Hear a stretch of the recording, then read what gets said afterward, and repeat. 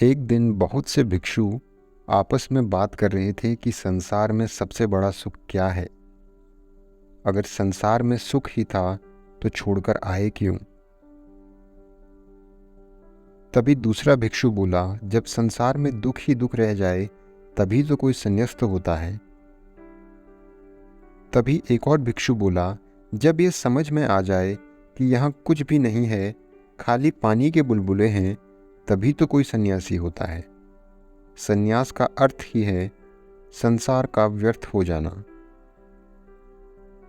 इनमें से अधिकतर भिक्षु अपने जीवन के कड़वे अनुभवों के आधार पर संन्यास्त हुए थे, ताकि उन्हें संन्यास्त होकर सुख की प्राप्ति हो सके। परंतु अभी भी वे इस बात से अनजान थे कि सुख क्या है। तभी भगवान बुद्ध उनके पास आए। उन्होंने भिक्षुओं के मन की आशंका को समझ लिया था। फिर भगवान बुद्ध बोले, दुख सत्य है और सुख नहीं है ऐसा नहीं है, परंतु सुख संसार अर्थात माया में नहीं है।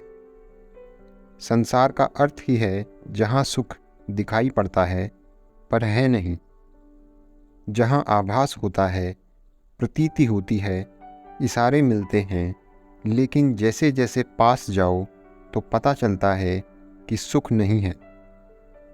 तभी एक भिक्षु ने बुद्ध से पूछा, भगवान, तो फिर सुख कहाँ है? हम उसे कैसे प्राप्त कर सकते हैं? बुद्ध ने कहा, सुख बुद्धत्व में है। यदि तुम्हारे भीतर बुद्धत्व का जन्म हो जाए तो सुख है। यदि तुम भीतर से जाग जाओ और जो वस्तु जैसी है उसे वैसे ही देख पाने में समर्थ हो जाओ तो सुख है।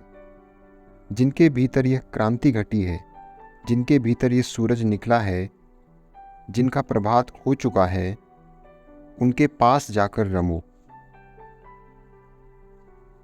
इसमें सुख है।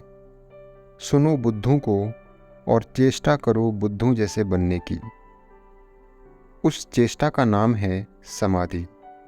और जिस दिन बन जाओ उस दिन परम सुख के झरने तुम्हारे अंतर्मन में फूट पड़ेंगे।